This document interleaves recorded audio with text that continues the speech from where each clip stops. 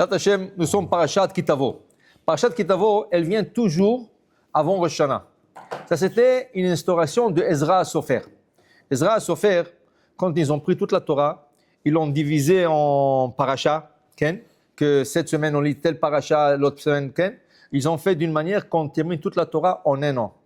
Il y a une autre coutume, qu'ils terminent la Torah en 3 ans. Par exemple, les Thémani, ils ont une coutume, ils terminent la Torah en 3 ans. Simchat Torah, c'est chaque 3 ans, pas chaque année. Chaque 3 ans. C'est une coutume très rare. Aujourd'hui, ça se fait presque pas. Même les Thémani, aujourd'hui, ils sont plus modernes. À moins que tu trouves une communauté de 50 ans, comme ça, ils vont le faire. Mais la Torah se termine en un an. Mais il y a des passages qu'il faut les lire avant une certaine date. Par exemple, notre parasha Kitavo. Dans parasha Kitavo, au milieu de la parasha, il y a ce qu'on appelle les berachot, les bénédictions, entre guillemets, ou sans guillemets. Ça veut dire que la Torah dit, si tu fais pas ça, voilà, qu'est-ce qui va t'arriver, c'est ça, c'est ça, c'est ça, c'est ça. Ça, c'est pour ça que si tu es marocain, surtout, tu adores cette paracha. Mais cette semaine, un chazan, il m'a dit, tu sais, j'aime pas lire cette paracha. Je dis, mais toi, tu es le chazan. Oui, je comprends que les gens n'aiment pas monter à cette montée. Vous savez que Jojo, il ne lisait pas la paracha. Rappelle pas où il lisait. Mais, la Torah, c'est la Torah. La Torah, c'est la Torah. Et au contraire, il y en a qui montent d'Afka parce que c'est ce que les gens ils pensent c'est malédiction. C'est des bénédictions. La Torah, il n'y a pas de malédiction dans la Torah. La Torah, c'est toute beauté, toute douce. Alors, parce que les gens ont peur, alors Ezra Sofer, il a assuré que cette paracha se lit toujours avant Rosh Hashanah. Tachel Shana vekil elotea, Tachil Shana ou birchotea. Qu'une année avec ses malédictions se termine et une année avec ses bénédictions commence. Dans la paracha, avant qu'on arrive au berachot, ça, dans la paracha, on nous parle d'une mitzvah très rare.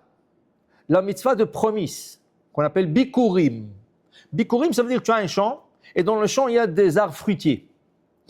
Mais ça doit être les arbres qui sont un de 7 arbres mentionnés dans la Torah, ou 5 arbres mentionnés dans la Torah, qui est Eretz, Chita, Usora, Vegefen, Vetena, Verimon, Eretz, Zetchemen, Vache. Tu as des champs de blé, tu as des champs d'orge, tu as des champs de Gefen, tu as des raisins, c'est ça, des vignes, tu as le grenade, tu as le figue, tu as les oliviers et tu as le dattier. Si tu as un de ces 7 arbres, ou plusieurs arbres de ça, tu es obligé chaque année, quand ça, pas chaque année, chaque saison, quand ça pousse, ça veut dire que tu emmènes de premiers fruits, remercier Hachem. Dis voilà, Evetimi peri adama. Dieu, je suis venu ici vous remercier, emmener des fruits de la terre que tu m'as donné comme bénédiction. Voilà, je partage avec vous, je vous donne le premier fruit.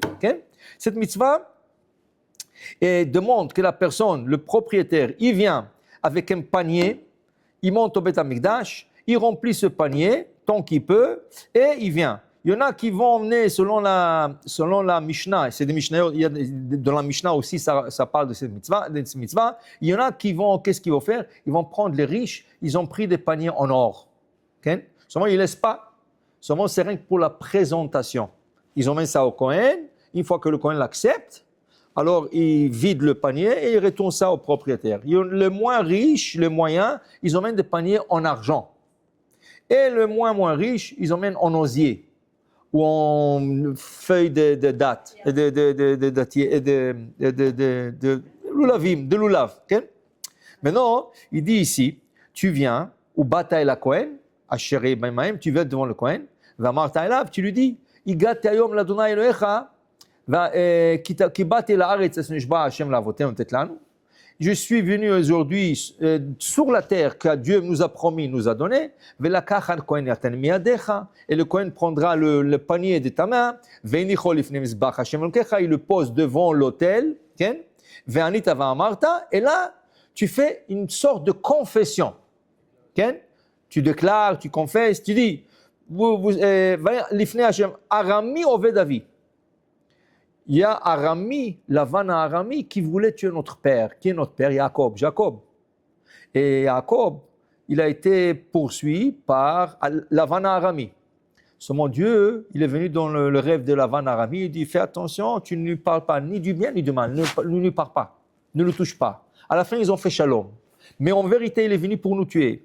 Et ensuite, notre histoire fait, Vayered Mitzrayma, notre patriarche, Yaakov Avinu, et avec ses enfants, avec toute la famille, ils ont descendu en Égypte. Alors, il vient de s'installer en Israël. Après 22 ans qu'ils étaient hors d'Israël, il vient de s'installer, et malheureusement, voilà, il vient de descendre en Égypte. Vaya Gorsham, Bimte Me'at, une petite famille qui vient s'installer en Égypte. Vaisham, le Goy Gadol Atzum Barav, et c'est devenu une grande famille. Tout ça, c'était remerciement. Ça veut dire que tu es en train de parler de l'histoire juive, tu es en train de mentionner l'histoire juive. On le lit En Pessah, oui, c'est la paragraphe de Pessah, on lit, c'est exactement la paracha d'ici. Vayare otanu hamitzrim, vayanu, les Égyptiens nous ont fait mal, ils nous ont torturés. Vaitnu alenu avoda kasha, avec la beurre dure. Vanitzak el Adonai Elohei avotenu, nous avons crié vers Hachem. Vaishma Hachem et kolenu, il nous a écoutés. Vayar etonienu, vetamalenu, vetlachatzenu, il a vu tout ce qu'on a souffert là-bas. Vayotzienu Adonai Mitzrayim, be'atrezaka brizron, l'tiyah morak gadol, motot umoftim, nous a fait sortir de l'Égypte avec une main forte, avec des signes, des prodiges. Vayavenu lamakom hazeh, il nous a emmenés en Israël. Vaïtelon taretz hazot, il nous a emmené cette terre, Eretz Zavat Chalav Udvash, Ve'ata. Et maintenant, pourquoi je dis tout ça? Et Ve'tit Rishit Pirei Adama Shatatali Adonai. Je suis reconnaissant. Et je viens vous offrir le premier fruit de ma terre que tu m'as donné. Ve'inachto lifnei Adonai Elohecha, Vishtachavita lifnei Adonai Elohecha. Tu te prosterneras et tu Ve'samarta bechol hatov. Tu te réjouiras dans toute la bonté qu'Hachem t'a donnée. Le betecha, ata va'levi va'ager shebikrebecha. Cette mitzvah, ce n'est pas une mitzvah qui est pratiquée aujourd'hui parce qu'on n'a pas Beth Amikdash. On n'a pas Beth Amikdash. Mais cette mitzvah, elle vient pour apprendre à un homme de remercier Dieu. Le problème, on prend des fois des choses pour acquis. Ça doit être comme ça, c'est... Et Hachem te dit non. Si tu regardes la nature, le dattier, on va dire, il a une saison. Les vignes, ils ont leur saison. Ken? Les oliviers, ils ont leur saison. Alors toi, tu dis... Olam ki minago noeg. Le monde se conduit sur la nature, ça veut dire normal. Il y a un système, le soleil se lève à l'est, il se couche à l'ouest. Okay? Et la mer, elle coule d'un côté, le fleuve coule d'un côté. Pour nous, Teva. La différence entre les gens normaux et le tzadikim, le tzadik, il comprend que même le Teva, même la nature, c'est Dieu.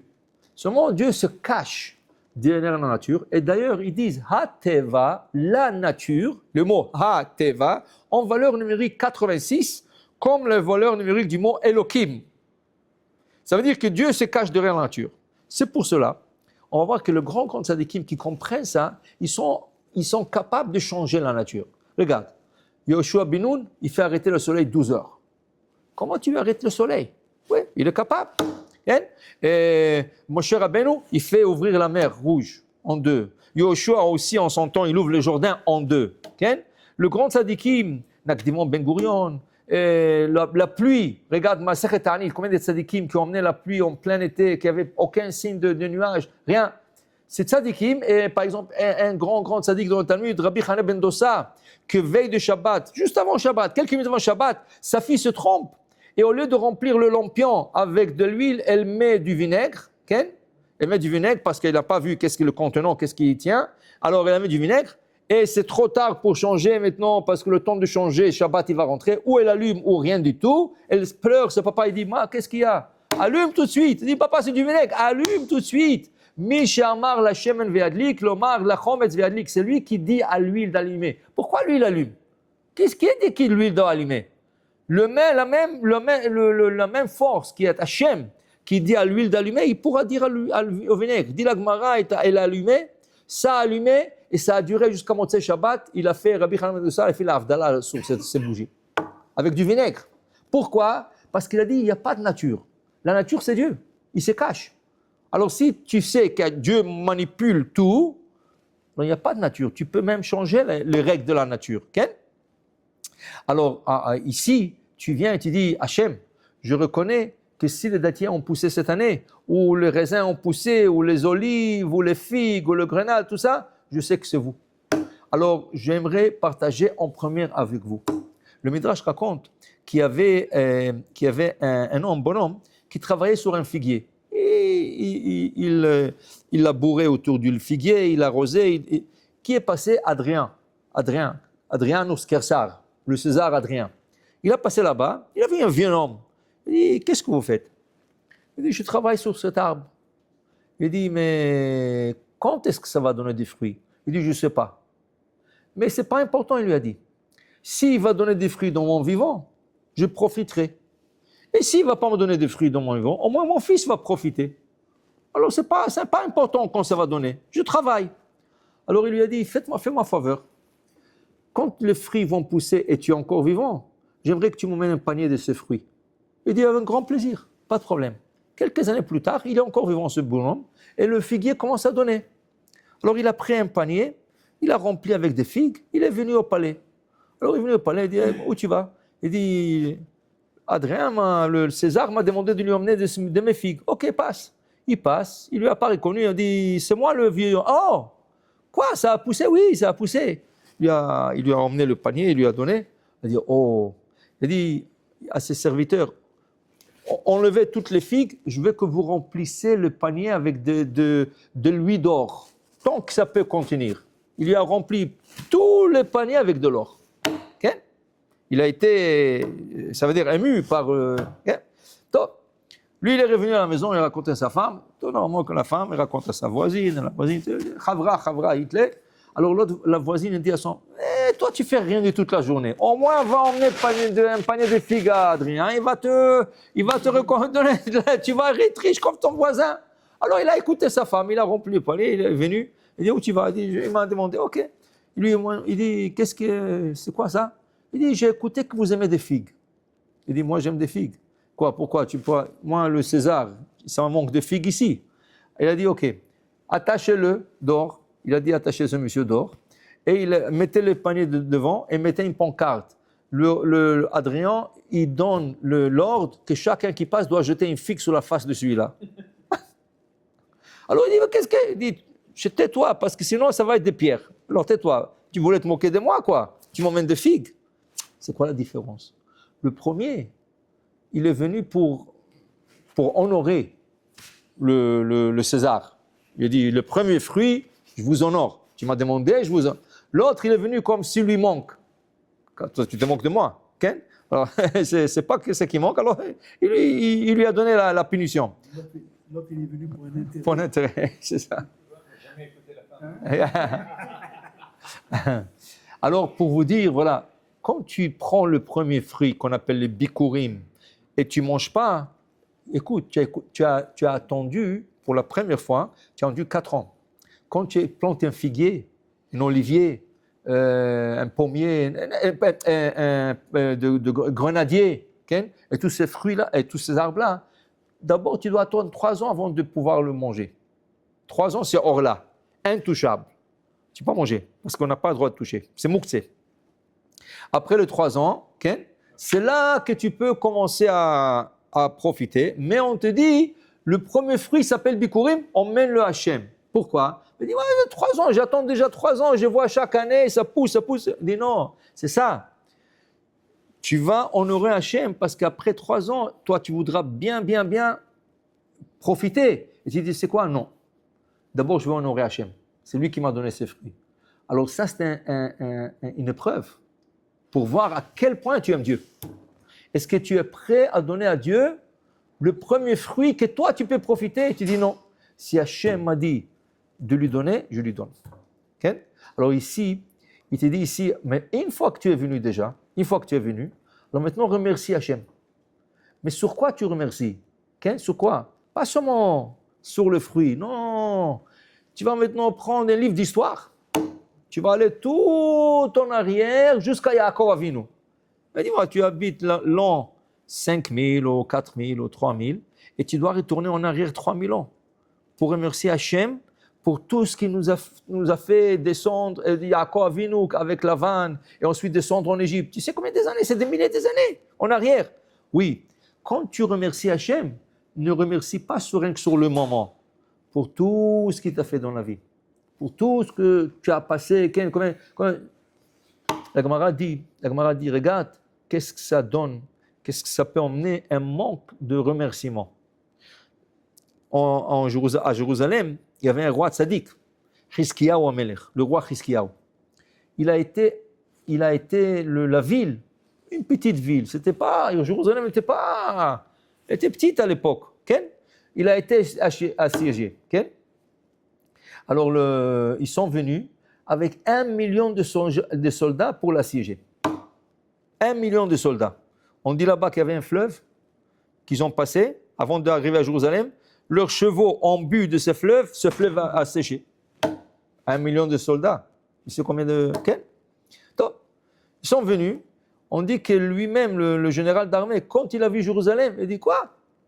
Ça, c'est Jérusalem? J'ai toujours goûté Jérusalem, mais je pensais que c'était une ville, c'est New York.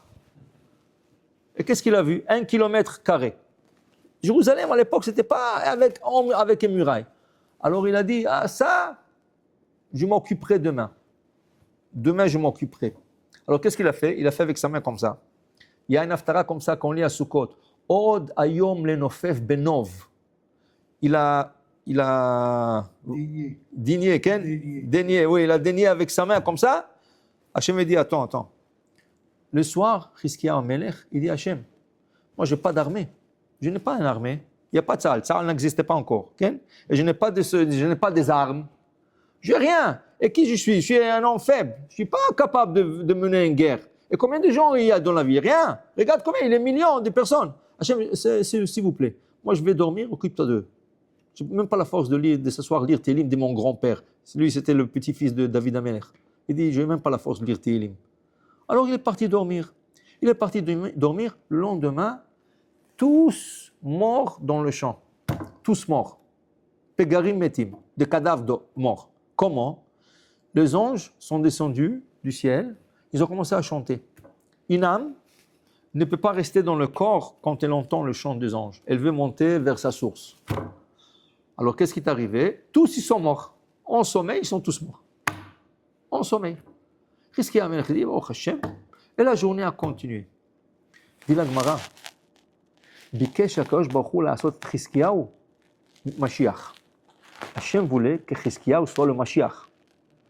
Et si Mashiach serait venu, on ne serait pas là aujourd'hui, on serait en Israël, Beth Amikdash, il n'y aurait pas de guerre, rien du tout. Mais les anges ont objecté.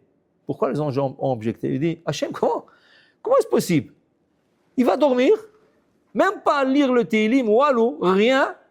Il dit, moi, je n'ai pas la force, je suis fatigué. Il se réveille le lendemain, Baruch Hachem, il continue la journée.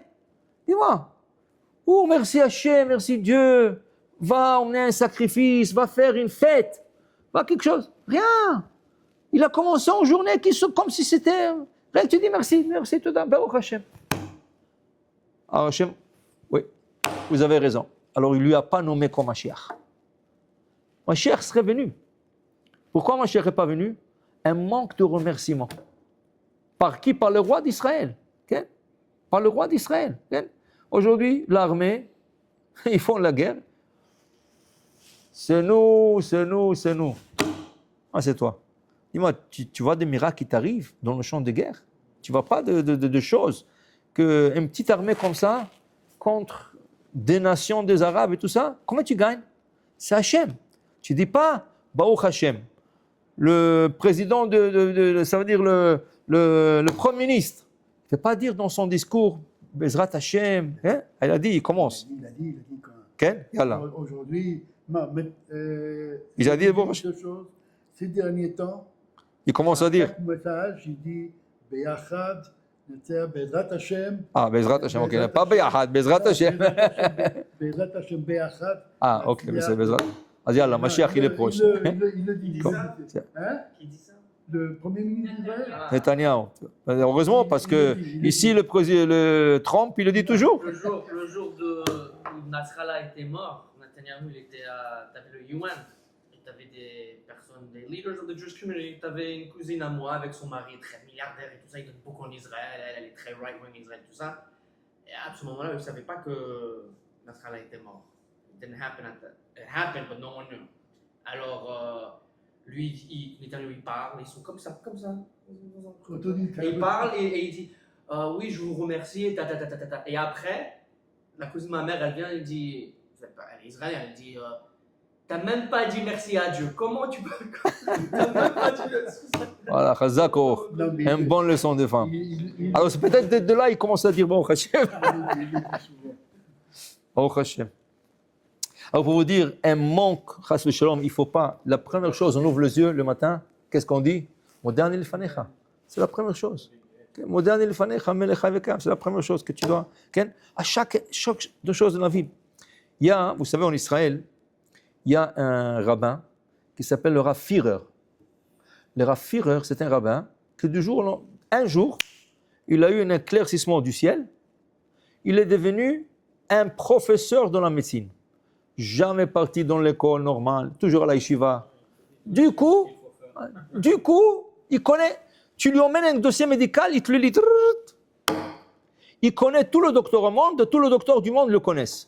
S'il y a quelqu'un qui a un problème, il va chez lui, il lui dit, toi tu vas te faire opérer là-bas, toi tu dois aller à ce docteur, il va t'occuper de tout ce qu'il sait, tout ça. Il a gagné un prix Nobel, mais où? Ça c'est Yad Hashem, ça c'est Hashem. Parce qu'il se réveillait, il a eu ça, un don du ciel. C'est un don du ciel. Dis-moi, tu as jamais lu des dossiers médicaux. Comment tu connais tout le terme médical? Comment tu peux lire rien que l'écriture d'un docteur? L'écriture d'un docteur, on dirait Ktav Khartoumi de Pharaon. Okay? Comment tu lis ça? Et lui, il est capable de tout faire, ça. Okay?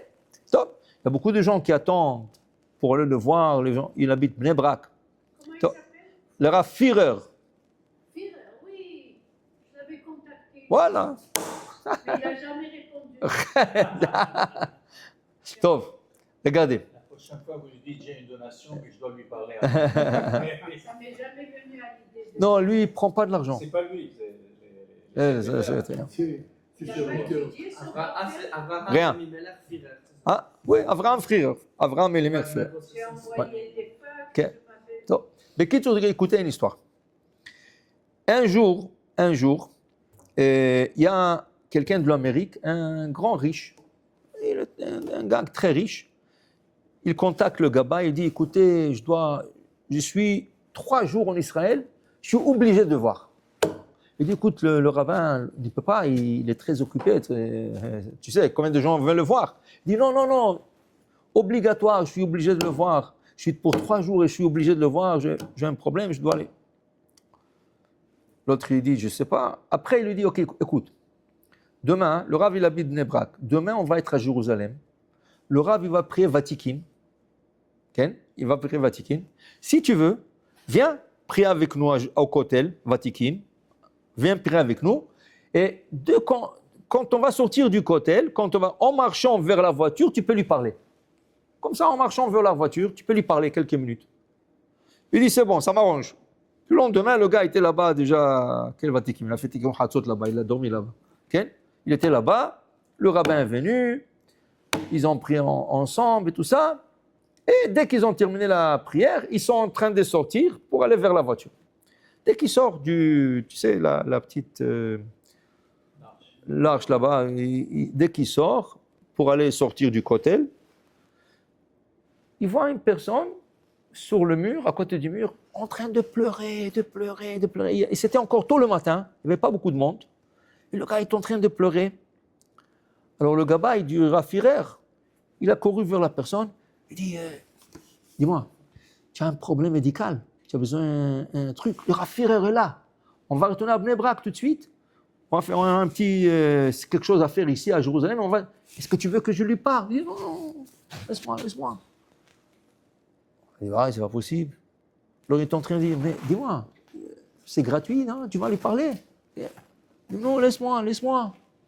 Alors l'autre, le gars riche, il est en train de voir ça. Il dit, peut-être c'est un problème d'argent. Alors tout de suite, il court, il va chez le gars, il dit, combien d'argent qui te manque? Tu as besoin de faire un mariage, ou 2 mariages, ou tu as besoin de payer l'hypothèque, ou quelque chose. Qu'est-ce qu'il y a? C'est quoi? Combien? Dis-moi, je suis là.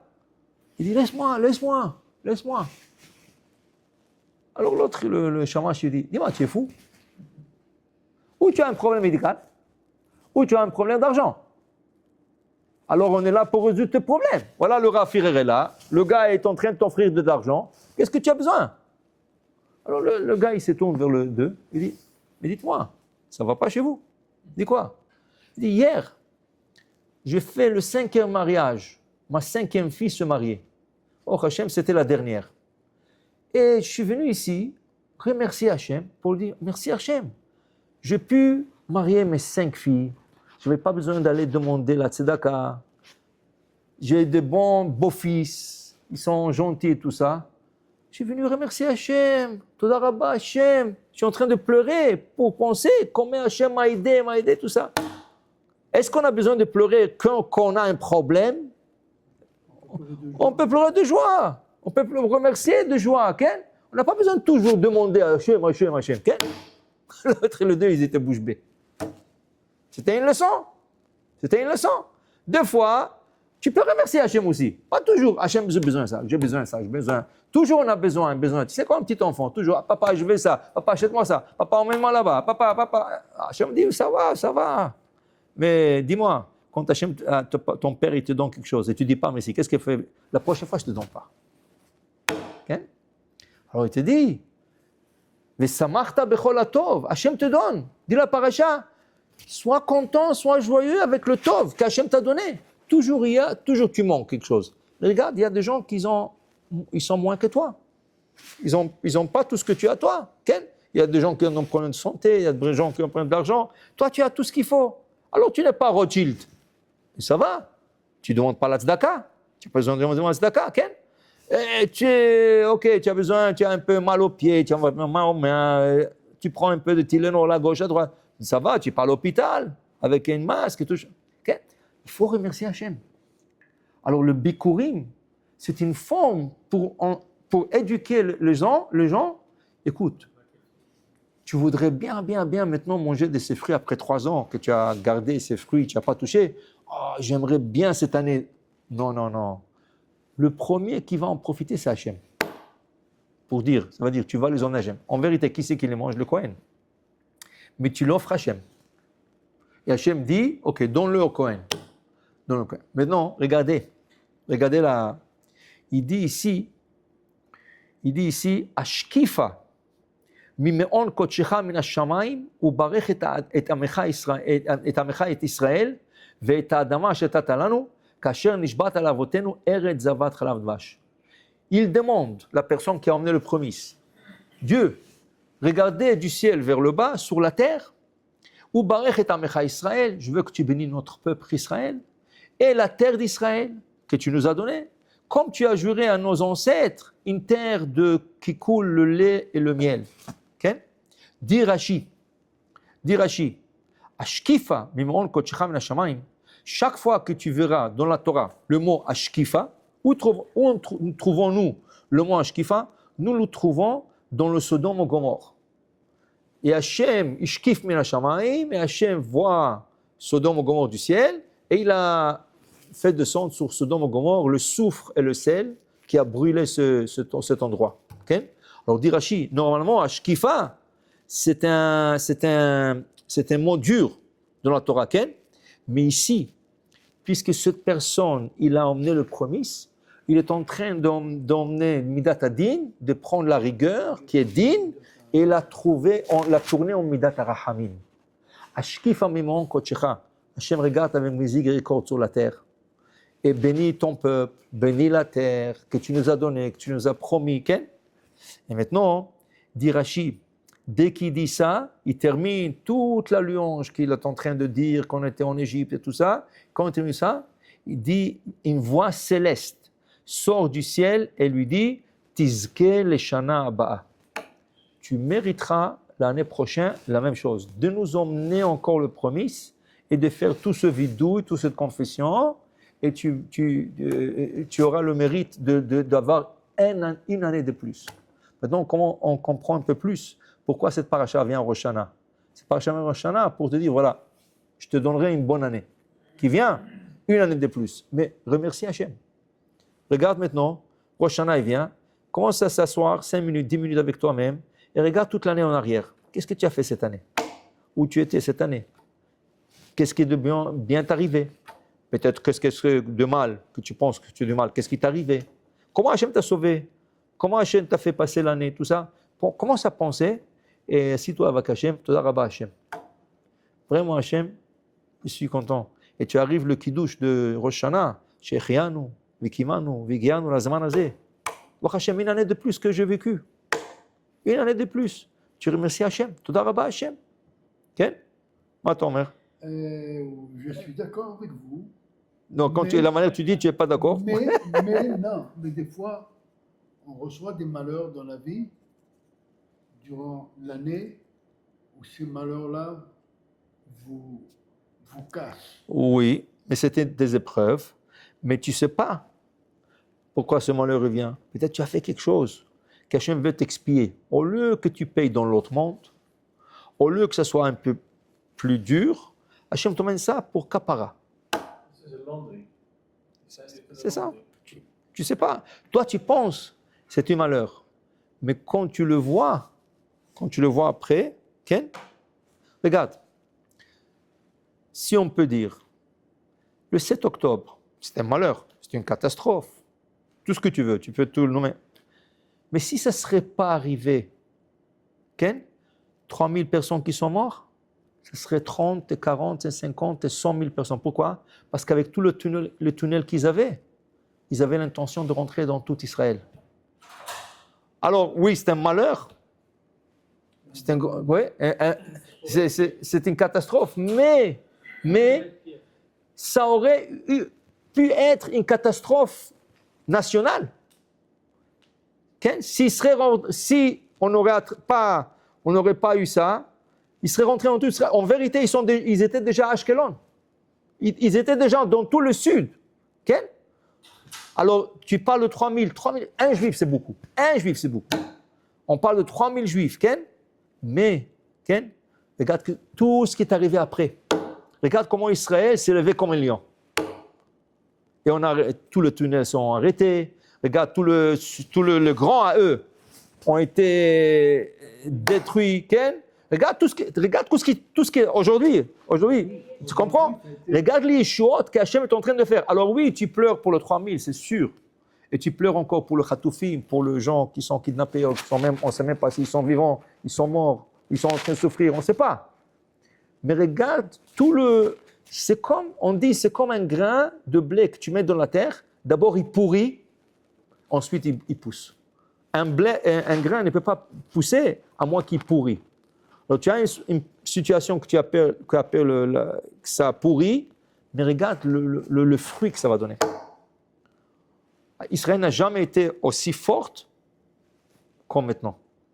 Ouais, on avait la guerre de 6 jours, on avait tout ce que tu veux. Mais des guerres comme ça, et enlever tous les ennemis d'Israël, un après l'autre, le monde il tremble d'Israël maintenant. Pourquoi tu vois le monde est en train de faire tout ça? Parce qu'ils ont compris la force d'Israël. N'importe où ils sont capables d'y arriver et de leur éliminer. Okay? Alors, c'est sûr, on ne peut pas se plaindre. Il faut toujours dire à Hachem, il y a une raison. Tu ne comprends pas. Okay? Tu ne comprends pas. Nous, on comprend. Personne ne peut comprendre. Personne ne peut comprendre. Mais c'est sûr, Tov Adonai lakol verachamav al kol ma'asav. Dieu est bon pour tous. Et verachamav al kol ma'asav. Tout ce qui se fait avec rahamim, il se fait avec miséricorde. Alors, c'est très difficile de dire Dieu, oui, c'est difficile d'accepter de voir la chose, mais il faut dire Hachem, si tu l'as fait, il y a une raison. Je ne comprends pas. Mais tu sais, dans le Hassidut, ils disent, quand tu l'acceptes de telle manière, tu dis Hachem, je sais que c'est de toi, tout de suite ça tourne Midat HaRachamim. Tout de suite. Si tu commences à te plaindre, ça dégringole. Ça devient pire et pire et pire. Si tu commences à dire Hachem, Hachem, je ne sais pas, montre-moi qu'est-ce que j'ai fait du mal, ou je demande pardon à vous, et je sais que tout ce que tu fais c'est bien, tout de suite tu es en train de prendre le mal et le retourner en bien. Mais vous dites qu'il y a une raison, comment on peut savoir? C'est ça, il faut prier Hachem. Il faut prier Hachem. David Amelech dit, Gal enai ve'abita nifnu Toratecha. Hachem, montre-moi à travers la Torah qu'est-ce que je fais du mal. Pourquoi c'est arrivé? Des fois on ne sait pas, la Gemara dit. Quelqu'un qui lui est arrivé mal et il ne sait pas pourquoi. Yefashpesh b'ma'asav, qui commence à vérifier ses actions. Qu'est-ce qu'il a fait du mal? Pishpesh velo matza, il est en train de se vérifier. Il dit, moi, je n'ai rien fait de mal. Je suis shomer Shabbat, je mange kasher, je ne triche pas, je ne tue pas, je vais à la synagogue, je fais tout ce qu'il faut. Qu'est-ce qui est? Pishpesh velo matza, tu as regardé dans toutes tes actions, tu as retourné. Itleb bitul Torah. Peut-être tu n'apprends pas assez la Torah. Et si tu vas commencer à apprendre la Torah un peu plus, te dire un peu de Tehillim plus, un peu d'études de Torah plus, Hachem va te montrer exactement qu'est-ce qui t'est arrivé. Pourquoi c'est arrivé. Okay? Gal e naiva bitarefno Toratecha. On voit du principe que le père ne nuit jamais à son fils. De quoi, monsieur? Un père ne nuit jamais à son fils. Tout ce qu'il fait au fils, c'est pour le bien du fils. Ouais. Alors voilà, Rabotai, une leçon de cette paracha, parmi plusieurs leçons, c'est Lehodot Lachem. Comme David a dit, Tov. Et c'est pour ça qu'on comprend maintenant la Gemara qui dit, quand Mashiach va venir, tous les sacrifices, ils ne vont plus exister. Il n'y aura plus de sacrifices. Hatat, il n'y aura plus de fautes sur terre. Okay? Hacham, c'est une faute. En Hachamot, il n'y a pas d'Hacham. Okay? Et Kippour, il n'y aura plus de Yom Kippour. Alors il n'y aura pas de Par Kippourim. Il n'y aura rien. Ola, il n'y aura pas le sacrifice quotidien. Quel est le seul sacrifice qui va rester au temps de Mashiach dans le Beth Amikdash? Korban Toda. C'est le seul sacrifice qui va, parce que tu viendras au Beth Amikdash que pour remercier Hachem. Tu ne feras plus de fautes, tu ne feras plus de doutes, de choses douteuses, j'ai fauté, j'ai pas fauté, Hacham Taloui, hein, okay? Tu n'auras pas à mener des sacrifices, Ola, rien que Toda, remercier Hachem. On n'a pas besoin de Anton Mashiach. On peut commencer déjà aujourd'hui. Chaque jour, tu te réveilles le matin, Modani lefanecha, melechai vekayam. Merci d'abord Hachem pour me tourner mon âme. Et après la journée, et après tout ce qui, à la fin de la journée, tu dis merci Hachem, j'avais une bonne journée aujourd'hui, bien accomplie, bien remplie, tout ce que tu veux. Okay? Toujours remercier Hachem. Et même s'il y a des choses qui n'étaient pas exactement, tu dis Hachem, merci Hachem. Chacun remercie à sa façon. À sa façon, c'est ça. Voilà, mais il faut remercier. Pas oublier de remercier. Comment il le conçoit, Ah. comment il le voit. Non, parce qu'il y a des gens qui pensent « Ah, j'ai fait un bon deal. » Toi, tu as fait un bon deal. Tu n'as pas fait un bon deal. Hachem m'a aidé de faire un bon deal. Hachem m'a aidé. Ah, aujourd'hui, Oui, c'est Hachem. Merci Hachem. Chaque chose que tu fais, ne dis pas « moi ». Le « moi » n'existe pas. Hachem. Hachem m'a aidé. Hachem, ok? Et si on pense de telle manière, si on fait de telle manière, on ne peut que réussir dans la vie. Baruch Adonai le'olam. Amen ve amen.